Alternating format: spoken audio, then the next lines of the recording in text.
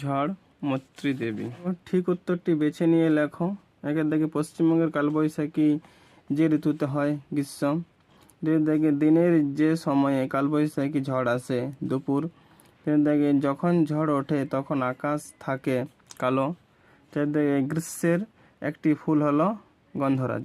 দেখো ক স্তম্ভের সঙ্গে খ স্তম্ভ মিলিয়ে লেখো। মাঝি, নাইয়া, ঝড়, প্রবল হাওয়া, সাগর, সমুদ্র, চাপা, চম্পক, এলোমেলো, অগোছালো। দেখো চে ও ভারী শব্দ দুটিকে দুটি আলাদা আলাদা অর্থে বাক্য ব্যবহার করো। চে, এই বইটি চেয়ে নিবে, দিল্লির চেয়ে কলকাতা সুন্দর। ঠিক আছে। ভারী, দেখো ব্যাগটি খুব ভারী। আর ভারী কি আছে? তোমার গান ভারী ভালো লাগে। চারিদিকে দেখো বিশেষ্য ও বিশেষণ আলাদা করে লেখো। ঠিক আছে। দেখো বাতাস, বন, জল, দোয়াত আর ঠোঁট, যেগুলি গোল সেগুলি বিশেষ্য আর বাকিগুলি বিশেষণ। দেখো ক্রিয়ার নিচে দাগ দাও।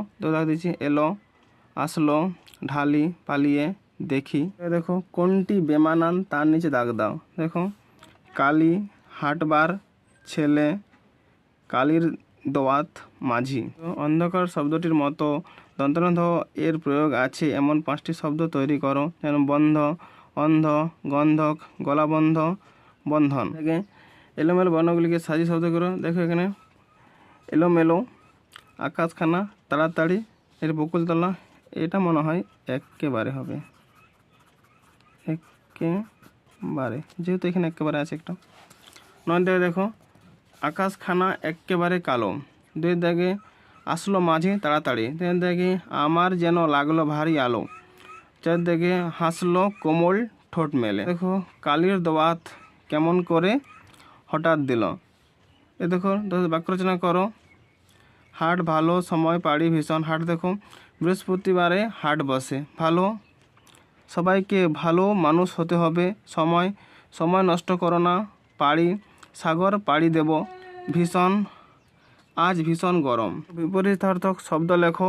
এলোমেলো, গোছানো, তাড়াতাড়ি, দেরি, কোমল, কঠিন, জেলে, নিভিয়ে, দূরে, কাছে। কোমল ও কমল শব্দ যুগলের অর্থ পার্থক্য বাক্য রচনা করে বুঝিয়ে দাও। তোমার হাত খুব কোমল। কোমল হচ্ছে পুকুরে অনেক কমল ফুটেছে। কোনটি কোন শ্রেণীর বাক্য লেখো। দেখো এই, ওই, এসে, ঝড় বিশ্বসূচক বাক্য। 2টা প্রশ্নবোধক বাক্য। 3টা বিশ্বসূচক বাক্য। 4টা বিবৃতিমূলক বাক্য। 5টা হচ্ছে বিবৃতি। দেখো মৈত্রী দেবীর লেখা 2টি বইয়ের নাম লেখো। ঠিক আছে। মংপুতে রবীন্দ্রনাথ আর স্বর্গের কাছাকাছি। তিনি কত সালে পদ্মশ্রী উপাধি পান? 1977 সালে পদ্মশ্রী উপাধি পান। 16 দাগে দেখো কবিতায় শিশুর দল ছুটে চলে যেতে চেয়েছিল কেন?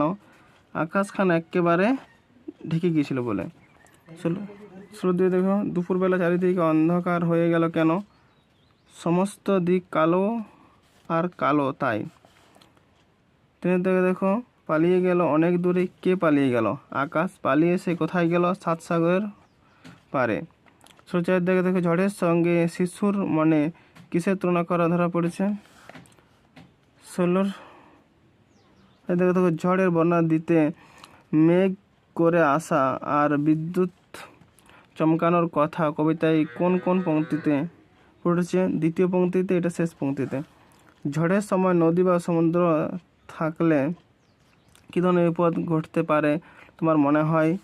জাহাজ ডুবি বা নৌকা ডুবি হতে পারে। 7টি সাগরের নাম তোমার শিক্ষক কাছে জেনে লেখো। প্রশান্ত মহাসাগর, বঙ্গোপসাগর, আরব সাগর, সুমেরু মহাসাগর, কাস্পিয়ান সাগর, কুমের মহাসাগর আর মৃত সাগর।